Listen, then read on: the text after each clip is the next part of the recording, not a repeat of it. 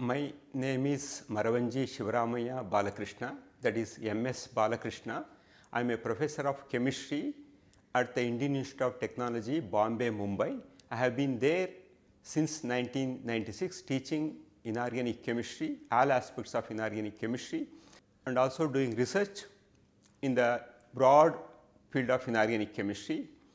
My research interests include the chemistry of main group elements and transition elements, and also we design new phosphines and phosphorus based compounds to explore their coordination chemistry, organometallic chemistry, and also their possible utility in organic transformations as homogeneous catalysts. We also study anti-cancer properties of copper 1 complexes of phosphines and containing some pyridine ligands.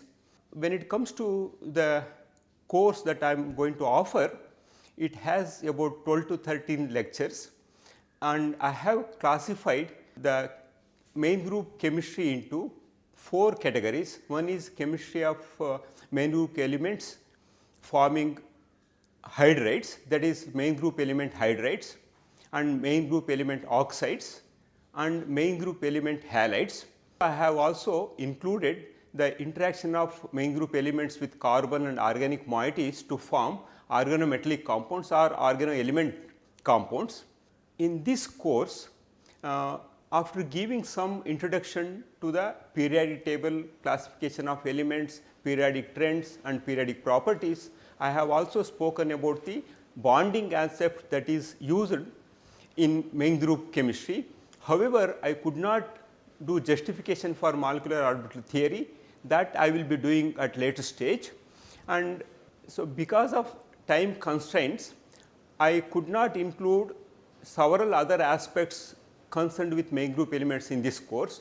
For example, solving problems and application of some of these elements in various uses, and also the chemistry we come across in day to day life. So, all these things I have planned in my next course that is going to be coming in January 2018. That is a full fledged course that has all aspects of main group chemistry, that includes the spectroscopic aspects, all bonding aspects, and also several problems and how compounds can be characterized using various NMR techniques and other things. And also in between I am trying to include some fascinating stories of elements and their discovery, besides talking about some chemistry that we see in day to day life. For example, you take onion, no matter what the price of onion is, whether it is 20 rupees or 200 rupees, whether who is cutting it, where it is cut, for what purpose it is cut and how it is cut, everyone who cuts it cries or it brings tears in the eyes of the person who cuts it. On a lighter note, it is an exemplary and universal secular vegetable. Jokes apart, then what is the chemistry behind onion making people cry? In fact, when you are cutting onion, a chemical called propane thiol S oxide, sulfur oxide is released that interacts with another enzyme present in onion to generate sulfur trioxide. Sulfur trioxide is a gas. When it starts moving, it interacts with moisture present in the eyes to form sulfuric acid that starts irritating our eyes, and more tear comes to dilute it and wash it away. And for example, SO3 plus H2O gives H2SO4. Like that, many interesting things are there that I would like to share with you in my next series of lectures on chemistry of main group elements. And before my lecture, my email address will be displayed, and you are most welcome to give suggestions, and also if you have any queries you can always write to me, and all those things I will try to include in my next lecture series. With your kind permission, I would like to begin my lecture series. I hope you will enjoy and you will learn some chemistry through my lectures.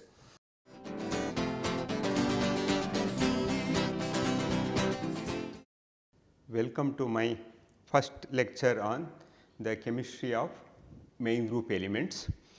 In this lecture, I will be discussing about the important aspects of the arrangement of elements and periodic properties, that means the classification of elements and periodic properties. Before I get into this one, I would like to speak about some of the important people or individuals who have contributed significantly to arrange some of the known elements then in some order to understand their physical and chemical properties. So, in this regard several people have worked. However, when the modern periodic table came into picture, the major architect was Russian chemist Dmitry Mendeleev. Several others contributed significantly to Mendeleev's periodic table. So, let us discuss some of those things. And today in the classification of elements and periodic properties aspect, what we are going to understand is the position of elements. That means, in what way elements are kept in a particular group and how they are related to the remaining elements in the group and also in that particular row.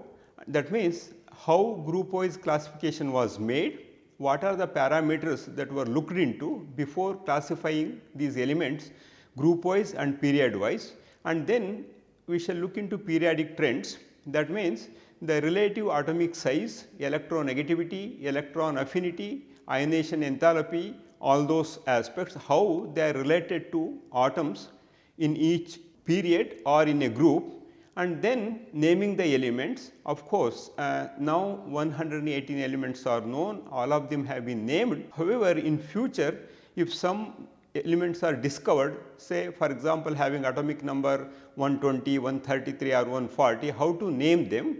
For this IUPAC has given some norms, and how to follow that one we shall look into it later. And also the classification of elements into S, P, D and F block elements. That means, basically how they were classified. That means, if they have electrons in the valence electrons, if they have valence electrons in S orbital, they are essentially called as S block elements, and if they have valence electrons in the P block, P orbitals, they are called P block elements. Similarly, if they have valence electrons in D and F, they are called as D and F block elements. And then we shall look into the significant periodic trends in physical and chemical properties, and then we can also look into the comparison of reactivity of elements. That means, what are the important compounds we come across with respect to main group elements, and how we can compare with other compounds of same type with other groups. That means, essentially we can also draw a relationship between ionization enthalpy and metallic properties. So, let us look into the basis for classification of elements. It is a known fact that elements are the basic units of all types of matter, including both living as well as non-living things. And you will be surprised to know, if you look into the number of elements known in the past, until 1800 only 31 elements were known. In the next 65 years the number rose to 63, and by 1984, that is after almost 120 years, 107 elements were known, and another 5 elements were added in 1997, and in 2004 113 and 114 elements were discovered, and in 2016 we have now 118 elements, and out of these 118 elements, 90 elements plus neptunium, plutonium, actinium, proactinium, which exist in uranium ore such as pitch blende, are stable elements, and the rest are radioactive. Let us look into the contribution of some people before Dmitry Mendeleev proposed his periodic table. In 1800, German chemist John Dobreiner, then available elements he made into several groups of 3 elements, and he called them as triads. For example, I have listed some of them, you can look into it. Lithium, sodium and potassium were kept in one group, calcium, strontium and barium were kept in another group, and similarly chlorine, bromine, iodine were kept in another group. And he made an important observation the observation was the atomic weight of the middle one was almost the average of the first and the third element, that you can see clearly. Sodium has atomic weight of 23, and if you take the sum of the atomic weights of lithium and sodium, that comes around 46. So, that means sodium has 23, half of that one, and similarly calcium atomic weight is 40 and barium atomic weight is 137. Together it comes around 177, and the strontium atomic weight is almost half of that one, it is 88. Same trend was seen in case of halogen series given here. Bromine atomic weight is 80, it is half of the or average of the atomic weights of chlorine as well as iodine. He made this observation, however, this observation did not give much information about the arrangement or their periodic trends or properties, and later French geologist AEB de Cronchon-Cotoy in 1862 arranged then known elements in the order of increasing atomic weight, and he made a cylindrical table of elements to display the properties of those elements known. And during the same time, another English chemist called John Newland in 1865, he arranged the elements in increasing order of their atomic weight, and he noted very important point that every 8th element having the properties similar to the first element, and this was called the law of octaves.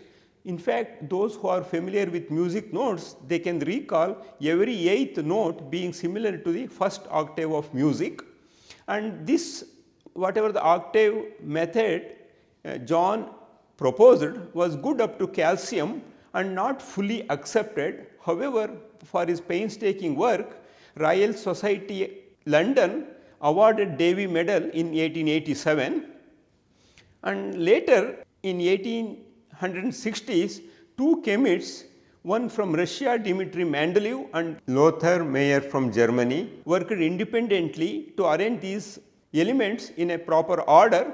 In 1869, both succeeded in arranging the elements in the increasing order of their atomic weights and showed the similarities appearing in physical and chemical properties at regular intervals.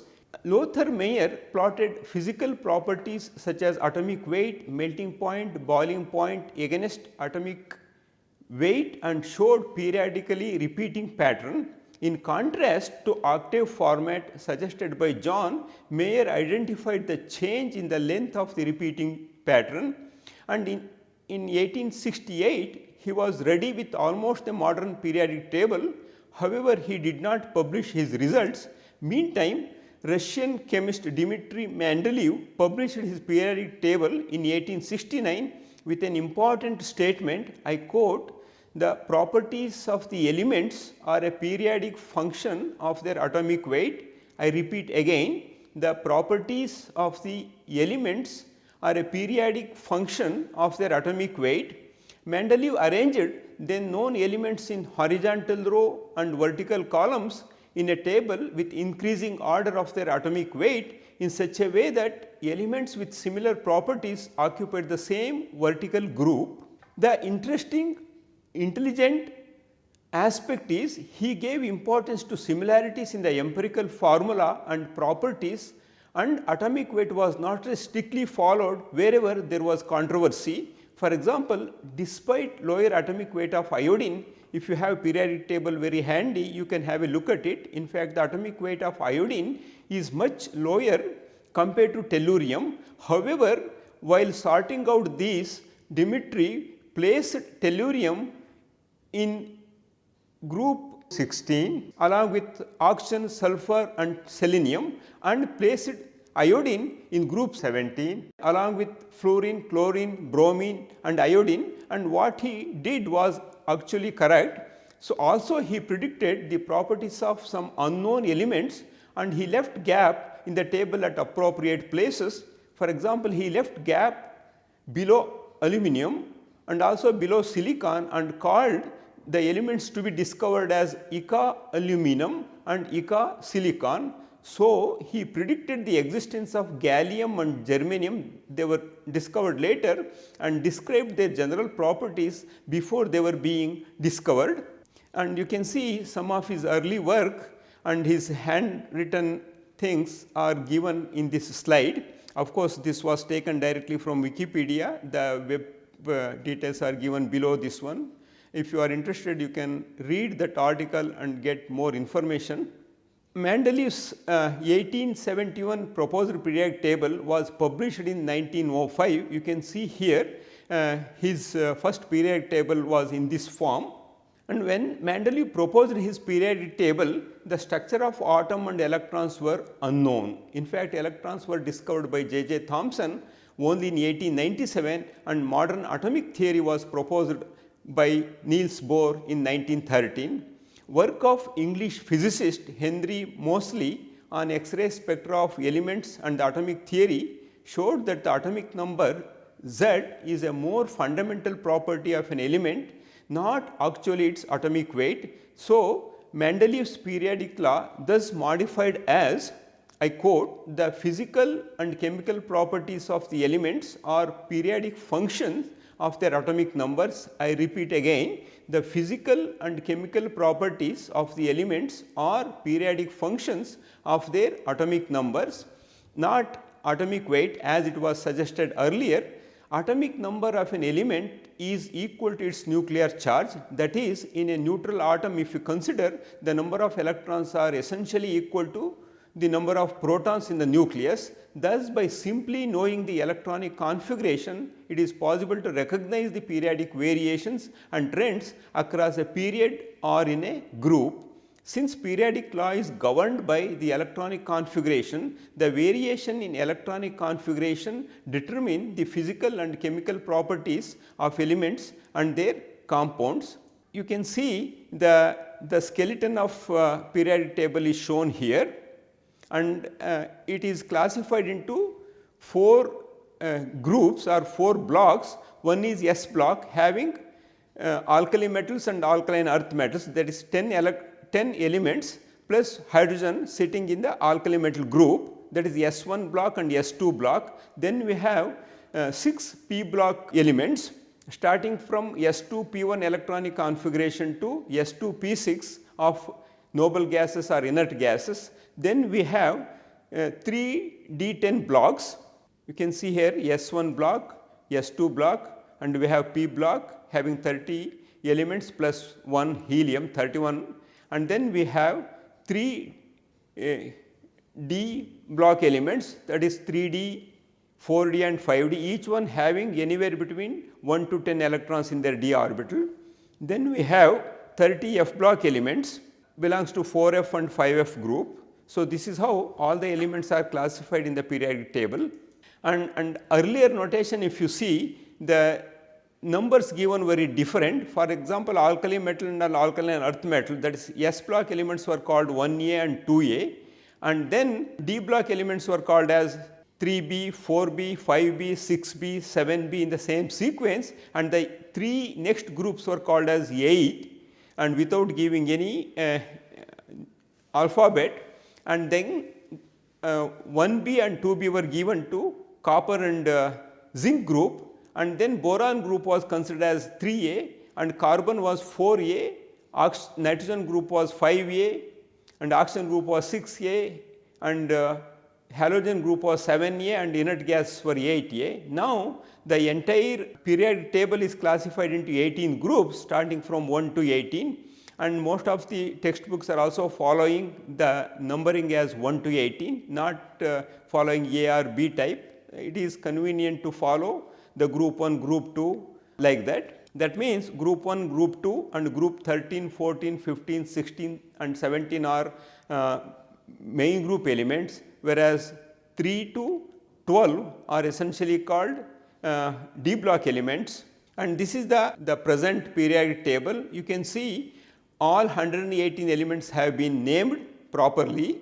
And let us say we have some unknown elements, as I mentioned earlier, and if unknown elements are there, for example, having atomic number greater than 118, how to name them? For that one, IUPAC has made some formula, and we can see that one here. For example, we have to use the corresponding name and abbreviation for numerals. 0 should be called nil and n, and if it is 1, that is un, and then abbreviation will be u. It continues like that, and similarly if we have digit 9, that name should be n, e n n, and abbreviation is n.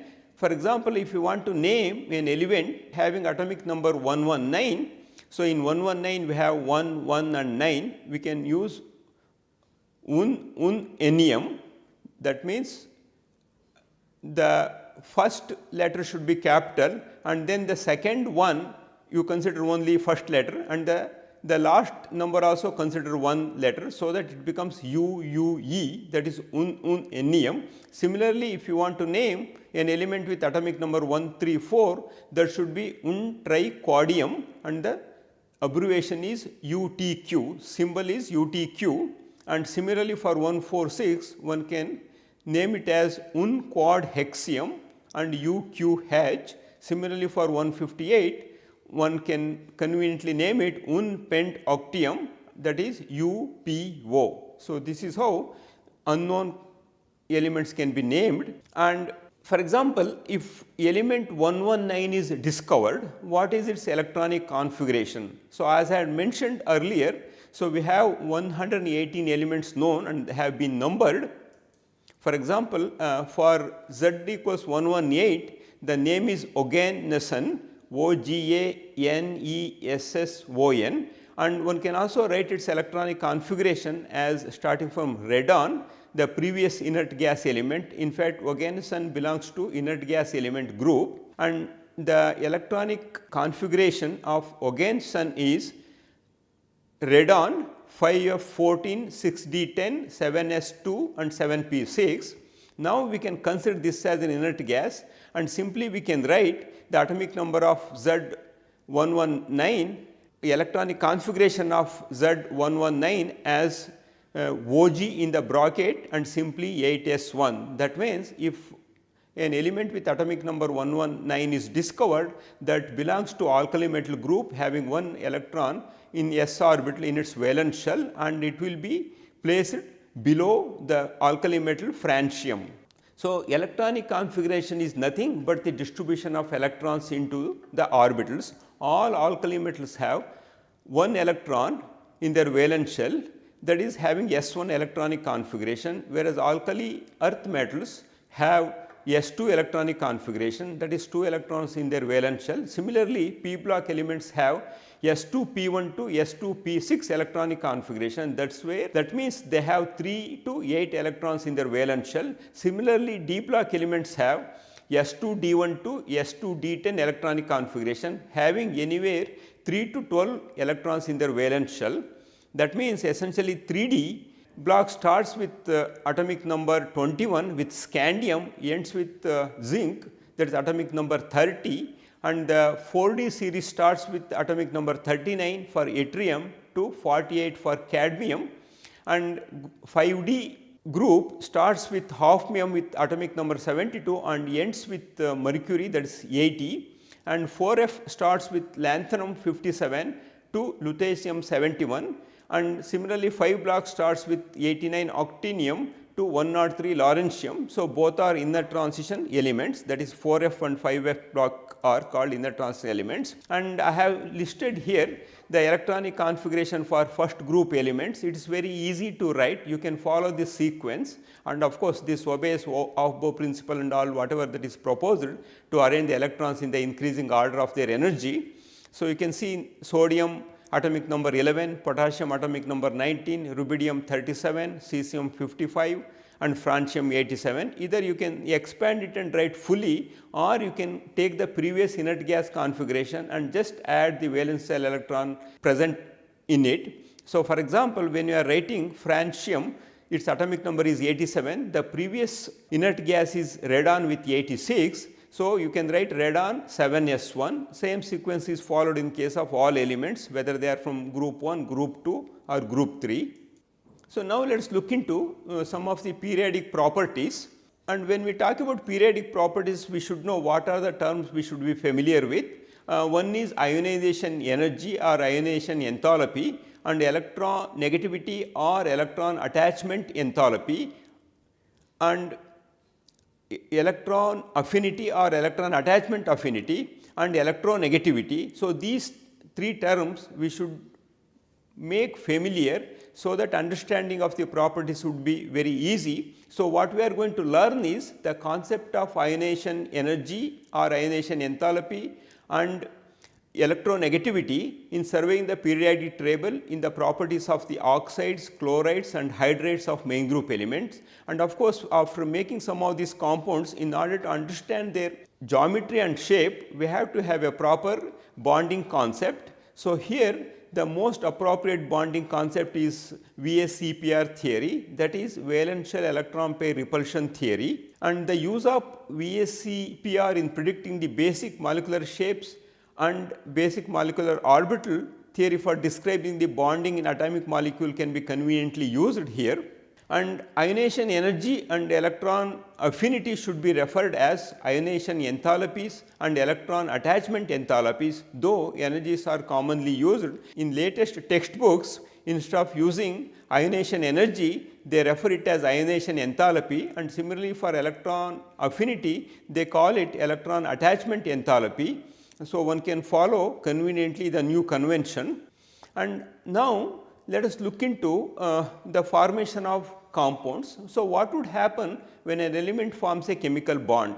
It is basically the atoms can lose an electron, or atoms can gain an electron, or atoms can share a pair of electrons. So, that leads to the formation of chemical bond. If the chemical bonds are formed, what are the types of chemical bonds we have, and how to decide the nature of the chemical bond? For example, we have ionic bond is there, and also covalent bond is there. Again, covalent bonds can be classified into two categories: polar covalent bond and non-polar covalent bond. Apart from that one, we have some weak forces that holds some of these atoms or molecules together. They are called van der Waals interactions, London forces, and also hydrogen bonding. Let us learn all these things in a systematic way. For example, when a atom in its plus say n plus oxygen state loses one electron to go to next higher oxygen state, that is called the ionization. So, that means, so this information, as I said, while making a chemical bond, either electrons are lost, either electrons are gained, or electrons are shared with other atoms.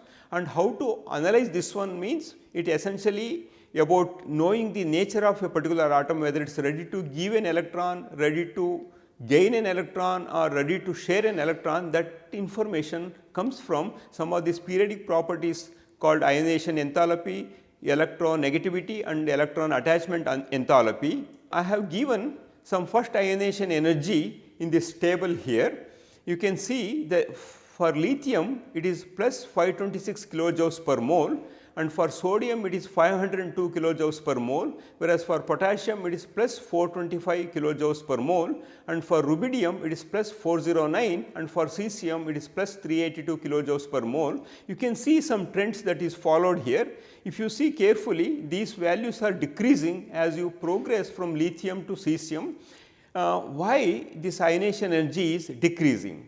So, essentially when you go down a group, the electrons are added to the next higher shell. As a result, what happens, atomic size increases. As the atomic size increases, the valence electrons move farther away from the nucleus. As a result, they are held less firmly compared to the same in lighter elements. As a result, what happens, when they move little farther from the nucleus, removal of those electrons would be easy. As a result, what happens, in a group, the heavier elements show the lower value for ionization energy. And similarly, ionization energy is given for potassium and aluminum here for comparison, because in case of potassium we have first ionization energy that is very low, and in case of aluminum we have S2 P1 electronic configuration. you can anticipate the removal of 3 electrons to generate aluminum 3 plus. The first ionization energy for potassium and aluminum are 425 and 584, and second ionization energy is 3058 and 1823, and third ionization energy is 4418 and 2751. That means you can always look into those values and you can analyze and judge why the values are so. In case of potassium, it is very easy to remove the electron from its valence shell, whereas in case of aluminum there is an increment in the nuclear charge. As a result, it is a bit difficult to remove the p electron, and of course, once after removing the p electron, then you have to remove the 2 electrons. That becomes much easier. And in case of potassium, now we have to remove the electron from the inner core. That is very difficult. As a result, second and third ionization energy increases remarkably. So, potassium for the same reason does not show other higher oxidates, and its oxidate is +1, whereas aluminum can show conveniently +3 oxidates. After analyzing the first ionization energies of group 1 elements and also looking into first, second and third ionization energies of potassium as well as aluminum, we have got some information about these things. That means this whatever this information we get about ionization energy, it will tell us about the nature of the bond types, whether they are going to be ionic or covalent, and by knowing this, chemical and physical properties of substance can be predicted very easily. Ionization energy essentially refers to the loss of an electron from the gaseous atom or ion. This ionization energy decreases down a group, increases along a period. Compare the charge to size ratio, that would tell you more information about that one. I would show you the relative sizes of all elements in the periodic table in a couple of minutes. Let us look into the plot of the first ionization energy for the elements starting from lithium to calcium. You can see clearly here the values corresponding to lithium here. Of course, here helium and hydrogen is given, and the lithium shows relatively low ionization energy compared to these two. That is anticipated here because of the increase in the size of lithium, whereas when we move from lithium to beryllium, the first ionization energy increases here, and again in case of boron it drops, and then it continues until we have nitrogen, and again drops in case of oxygen. Here the question is nitrogen and oxygen, if you compare the electronegativity, oxygen is being more electronegative than nitrogen. However, the first ionization energy of oxygen is much lower than nitrogen. It is simply because nitrogen has S2p3 electronic configuration. S2p3, because of half-filled p orbital, it is relatively stable compared to S2p4 electronic configuration shown by oxygen. That means oxygen has a tendency to lose one of the electron readily to attain S2p3 electronic configuration. As a result, the first ionization energy of oxygen is little lower compared to first ionization energy of nitrogen, and same analogy can be explained again in case of phosphorus and sulfur, whereas in case of magnesium it goes up from sodium, because here effective nuclear charge increases. That means by looking into the position of the elements and their electronic configuration and effective nuclear charge, we should be able to analyze the first ionization energy of the elements. And you can see here electronic configuration I have shown here. Beryllium we have to remove essentially the 2 electrons, and in case of boron you have to remove 3 electrons. The first electron comes from 2p. In case of nitrogen we have N2 S2p3 electronic configuration. In case of oxygen we have S2 p4 electronic configuration. So, this electronic configuration added with electronegativity and also the effective nuclear charge and the atomic size can tell you the trends and also how to guess the relative values without much difficult. That means the kinks in the ionization energy we see in this plot for boron and O can be explained simply by looking into the electronic configuration. Now, look into the second ionization energy and first ionization energy comparison is made in this plot, and again the trends whatever we follow in the first ionization energy is very similar to what we observe in the second ionization energy of some of these elements shown here. And I have also given the electronegativity value on Pauling scale here for some important elements. As I said, fluorine is the most electronegative element having the value 4.0, whereas the next most electronegative element is oxygen having 3.5, and the electronegative values of chlorine as well as nitrogen are more or less comparable. Little fractional difference is there. However, both of them show very close to 3.0 value, whereas carbon has 2.5 as well as sulfur has 2.5, hydrogen electronegativity is 2.1, and boron has 2.0 value, and alkali metals are least electronegative, and sodium shows about 0.9. And similarly, if you look into first electron affinities, fluorine shows minus 322 kilojoules per mole, and whereas chlorine shows little higher than fluorine, that is minus 349 kilojoules per mole, whereas bromine value is minus 325, and for iodine it is minus 295 kilojoules per mole. That means, here the first electron affinity for fluorine is little less compared to chlorine, simply because the size of fluorine is much smaller. When you are putting additional electron to make it F minus, you are essentially putting 8 electrons very close to the smaller atom, and because of inter-electron repulsion, its electron affinity value is much lower compared to chlorine, whereas in chlorine, because of little larger size, it can accommodate comfortably the electron taken to make it as chloride anion. That means, the electronegativity refers to the tendency of an atom in a molecule to attract electron to itself. The most wisely used scale is devised by Linus Pauling, as I had mentioned. This is based on bond energies. The most electronegative elements are in the top right of the periodic table, with fluorine being the most electronegative with a maximum value of 40 on Pauling scale, and least electronegative atoms are in the S block, that is S1 and S2 block, that is alkali metals and alkaline earth metals. So, electronegativity is a very useful general parameter for predicting the general chemical behavior of an element and gives good indication of bond types.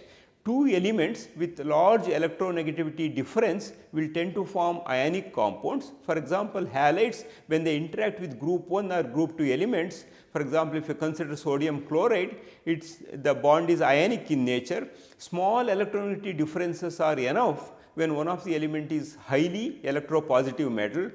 Two elements with very similar or intermediate electronegativity values will tend to form covalent bonds. For example, if you consider CH bond in methane, it is covalent in nature. The electronegativity difference between the carbon and hydrogen is minimum. That means, carbon has 2.5, whereas hydrogen has 2.1. As a result, you can anticipate it to be a covalent bond.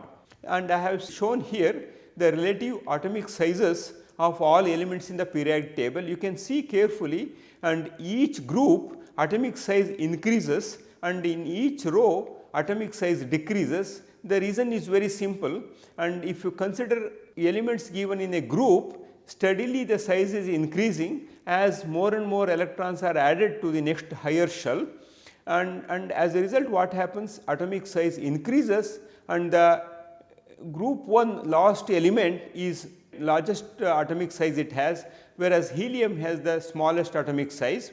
And if you see, for example, period 2, where we have lithium, beryllium, boron, carbon, nitrogen, oxygen, fluorine and neon, here basically the added electrons are going to the same shell. As a result, effective nuclear charge is increasing. As a result, the added electrons are coming very close to the nucleus, and you can see the shrinkage of atomic size. So, these trends are followed in all the groups. For example, you take any group, the heavier elements are larger in size and atomic size steadily increases down the group, and the atomic size steadily decreases across a period. So, that means, now let us look into the main group elements and their compounds, and based on the bonding types, okay, we can classify the compounds of main group elements into ionic, covalent or polymeric to molecular. the general features of the chemistry of the main group elements and their selected compounds can be understood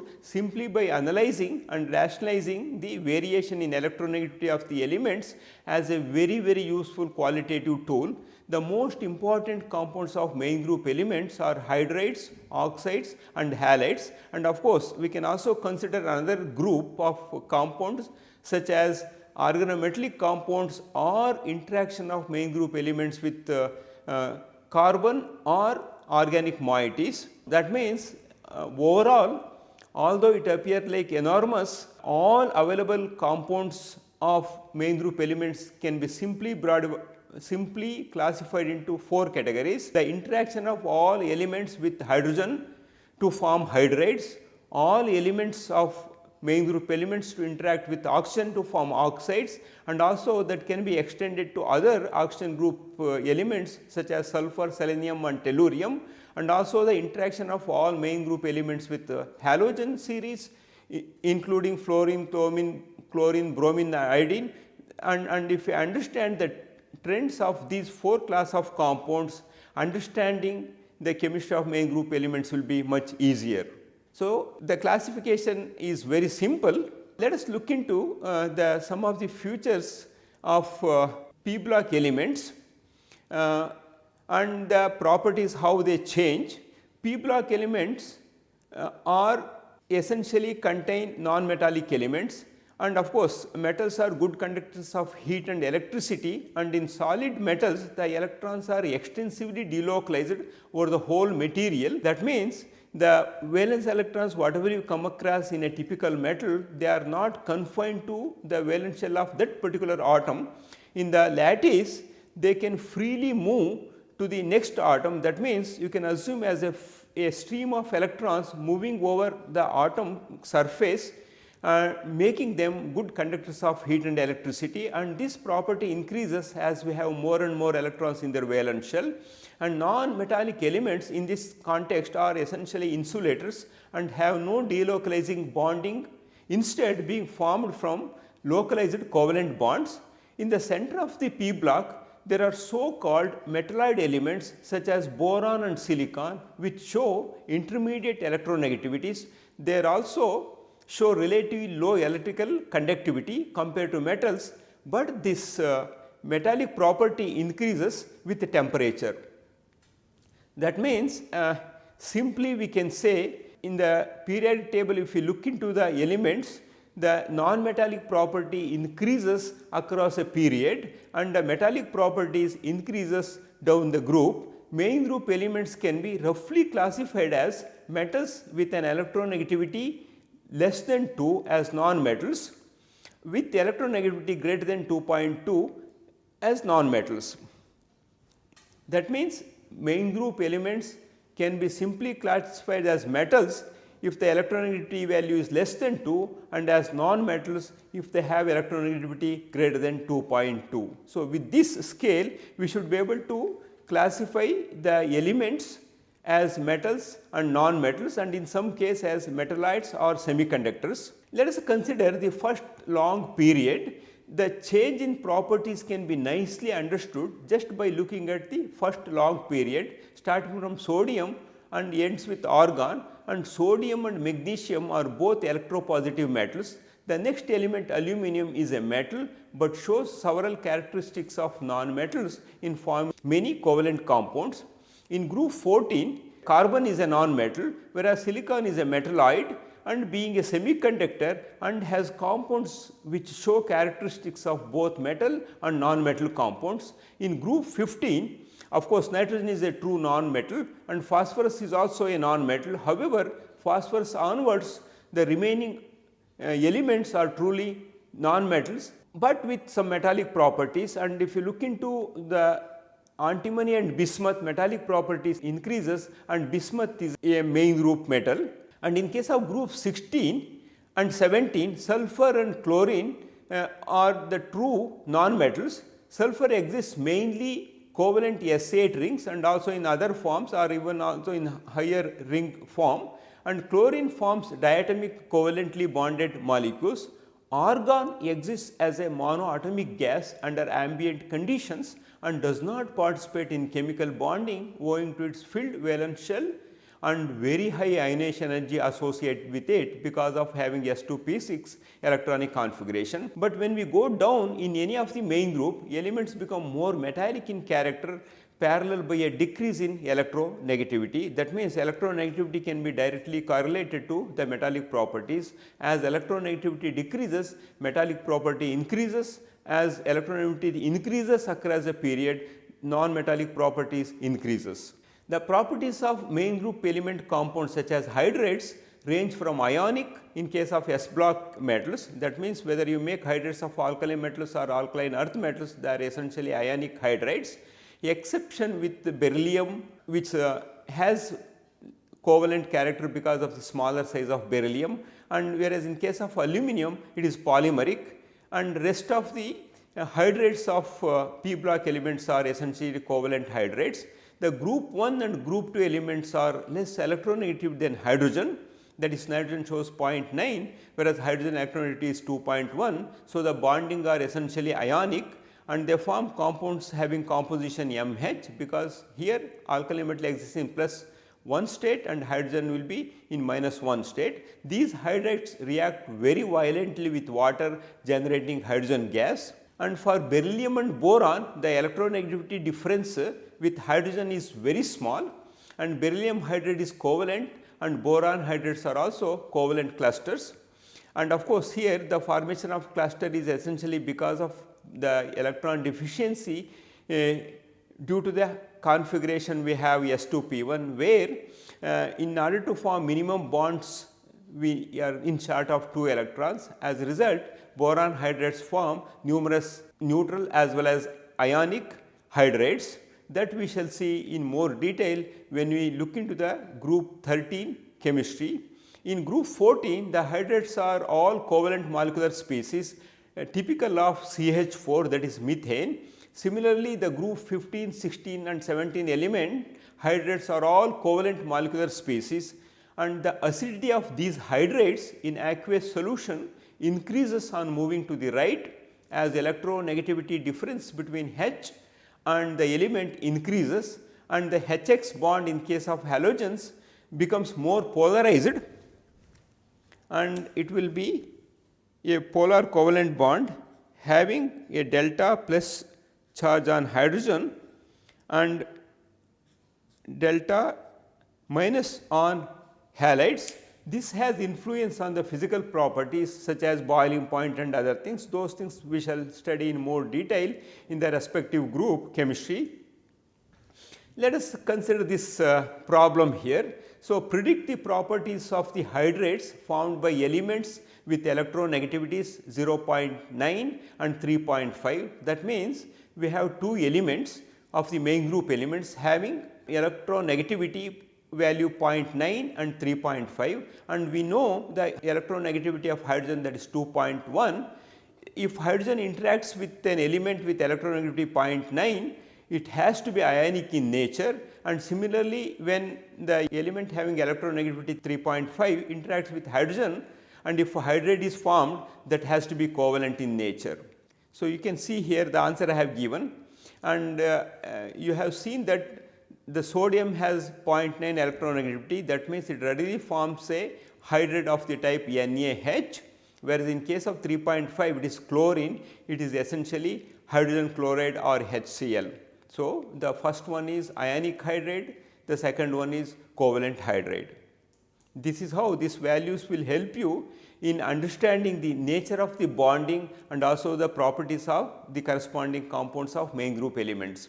Like hydrates, the properties of the chlorides follow a broadly similar pattern, with chlorides of metals being ionic and of non-metals being covalent molecules. For the group 1 and group 2 metals, again except beryllium, the chlorides are ionic solids which form neutral solutions in water. The chlorides of small highly polarizing metal ions such as beryllium, aluminum, gallium and some other elements are polymeric in the solid state. The majority of the chlorides of group 14 and 15 elements and BCl3 are molecular covalent species. the chlorides of the p block elements and beryllium generally give acid solutions in water because they readily react with it rather than simply dissolving in it. And carbon tetrachloride, unlike silicon tetrachloride, does not react with water to give an acidic solution, and this is purely kinetic effect. I would tell you why CCl4 does not react with water, whereas SiCl4 readily reacts with water and undergoes hydrolysis to form SiO2 through the formation of hydrogen chloride. Those things we shall discuss in group 14 chemistry. Let us consider the main group element oxides. For main group oxides, there is a similar trend from ionic oxides for the bottom left elements through polymeric oxides in the center, many of which are amphoteric in nature, to molecular covalent oxides for the elements of higher electronegativity on the utmost right side of the p block. Oxygen is the second most electronegative element, forms ionic oxides with group 1 and group 2 elements. For example, if you consider sodium oxide, there is Na2O, and calcium oxide CaO, which are basic oxides. Why we call it as basic oxide is, when you treat the sodium oxide or calcium oxide with water, they readily form highly alkaline solutions of the corresponding metal. For example, in case of sodium oxide, we get sodium hydroxide. In case of calcium oxide, we get calcium hydroxide, and hence the oxides of alkali and alkaline earth metals are called basic oxides.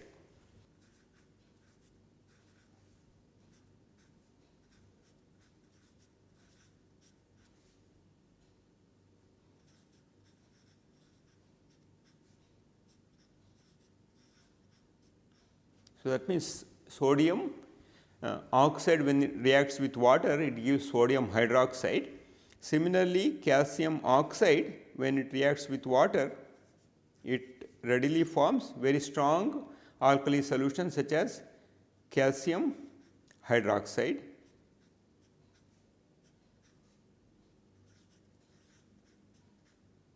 One can also write as CaOH twice, or here 2NaOH. Group 13 oxides such as boron trioxide and aluminum trioxide are polymeric, and aluminum trioxide is amphoteric in nature. Any amphoteric oxide dissolves in both acidic as well as basic solution. In group 14, the oxides of the lightest element, that is carbon, such as carbon monoxide, carbon dioxide, there is one more carbon oxide that is called carbon suboxide, that is C3O2, are molecular oxides. In contrast, silica, that is silicon dioxide, is a polymeric oxide. CO2 is an acidic oxide, since it dissolves in water, giving an acidic solution. That means electropositive metal oxides are basic in nature, whereas p block element oxides are acidic in nature, as they give acid solution when they interact with water. In group 15 and 16, oxides of nitrogen are all molecular covalent species, many of which are acidic, while those of sulfur, that is sulfur dioxide and sulfur trioxide, both are acidic in nature, or they are acidic oxides. For example, SO3, when it reacts with water, it readily forms H2SO4.